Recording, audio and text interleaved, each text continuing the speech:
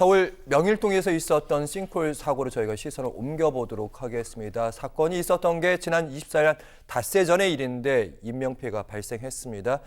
현장 그리고 지역의 불안감 먼저 영상으로 확인해 보겠습니다.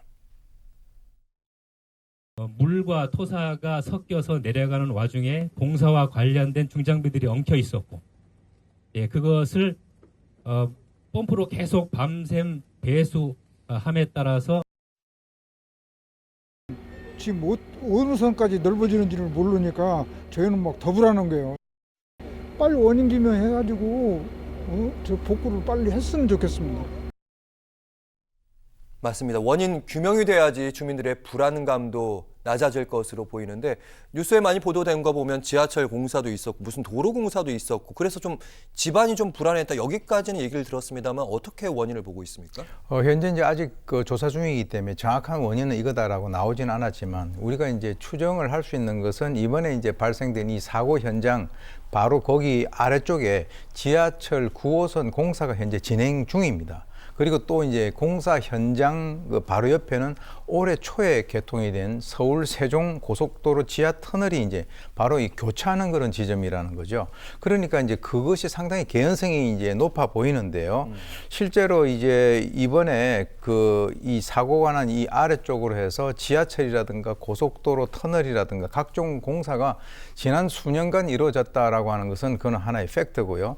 지금으로부터 정확히 4년 전인 2021년 4월에 한국 터널 환경학회에서 이번에 이제 싱크홀이 발생한 이 9호선 4단계 노선이 서울 세종 고속도로하고 이제 강동 구간에서 겹치기 때문에 좀 주의가 필요하다라고 하는 경고를 이미 4년 전에 줬습니다.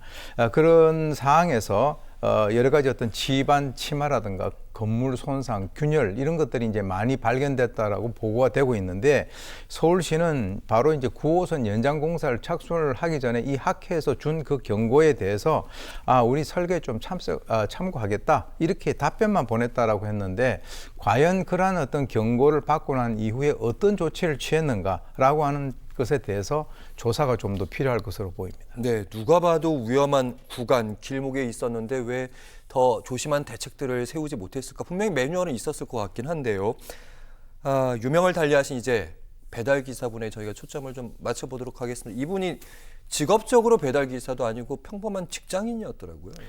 네, 이번 이제 싱크홀 사고에서 이제 사망 1명, 부상 1명 이렇게 돼 있는데 이분이 이제 돌아가신 오토바이 운전자 33세 박모 씨 같은 경우는 지난 2018년에 이 아버지도 사고로 잃었다라고 합니다. 그리고 이제 어머니 여동생과 함께 실질적인 가장 역할을 하고 있었기 때문에 실제 이제 생계를 위해서 낮에는 광고 업계에 있는 그쪽 직장에서 프리랜서로 일을 하고 그리고 퇴근을 하고 난 이후에 이제 배달 일을 하다가 변을 당해서 더욱 안타까움을 이제 지금 더해주고 있는데요. 그야말로 본인이 이제 사망하는 그 순간까지 정말 영문도 모르고 돌아가셨으니까 어처구니 없는 죽음이라고 하지 않을 수가 없습니다. 네. 하루하루 최선을 다해 살았는데 너무 황망한 죽음이라는 생각이 들고 그래서 많은 분들이 공감하시는 것 같고요. 그나저나 이제 혹시라도 이제 내가 차를 운전하다가 혹시 이 땅이 꺼지면 어떡하나 더 불안감이 커지는 거잖아요. 그러면 이제 관계기관은 자료를 충실히 내놓음으로써 그 불안감을 낮춰줄 임무가 있는데 서울시에는 지금 여러 가지 자료들이 있을 텐데 그 땅 꺼짐과 관련된 자료를 지역별로 공개를 안 한다고 어떤 의미입니까? 여러 가지 그 이유를 대는데 제가 개인적으로 봤을 때는 잘 이해가 되지 않는 겁니다. 지금 서울 지역 같은 경우는 이번에 이제 명일동 그 지역뿐만 아니라 종로 5가역 인근이라든가 강남구에 있는 역삼동 9호선 언주역 인근 그리고 이제 연희동에서도 또 땅 꺼짐이 있었고 여러 군데에서 땅이 이제 꺼지는 현상이 발생이 됐는데 서울시에서는 부동산 가격 등의 영향을 고려를 해서 이 참고 자료를 공개할 계획이 없다라고 밝혔는데요.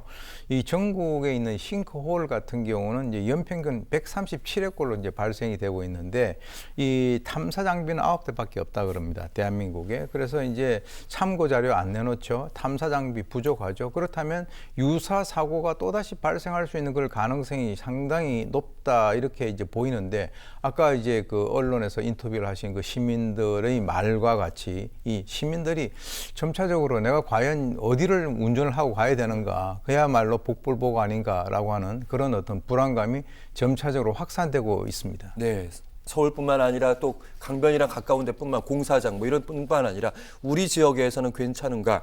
인천에서도 검단 사거리 일대에서 싱크홀 의심 사고가 있었다고 합니다. 지난 27일 오전 8시에요. 사실 이제 이런 것 때문에 이제 그 공포감이 확산되다 보니까 인천 지하철 2호선 검단 사거리역 일대 교차로에서 싱크홀이 의심된다라고 하는 신고가 경찰에 들어왔습니다. 그래서 경찰은 차량 통행 그 일부를 제한하고요. 상수도 본부하고 같이 이제 그 공동 대응을 했는데 지금 이제 얘기 나오는 것은 1991년도에 매설됐던 상수도관이 이제 파열함으로써 물 고임이 이 현상이 있었다. 그러나 이제 집안 침하라든가 싱크홀은 발생하지 않았다라고 이제 밝혔는데요. 사실 이제 그 이 지자체 같은 경우는 뭐 지하 안전 영향 평가라든지 또는 집안 그 침하 위험도 평가라든가 이걸 다 이제 실시를 했는데 지금까지는 뭐 별다른 문제가 없다라고 하는데 사실 이번에 발생됐던 그 명일동 같은 경우도 그 이전에 여러 번의 안전 점검을 해서 이상이 없다라고 하다가 갑자기 이렇게 이 싱크홀 사고가 나고 인명 피해까지 발생이 됐기 때문에 이런 것들을 가지고 이제 우리가 좀 더 선제적인 대응을 해야 되지 않는가라는 생각이 듭니다. 그러니까 뭐 레이더는 몇 대 안 된다 그러지 있는 것도 뭐 1에 4m밖에 안 된다 그러지 거기다가 네 인력과 장비도 부족하지 걱정이 많습니다.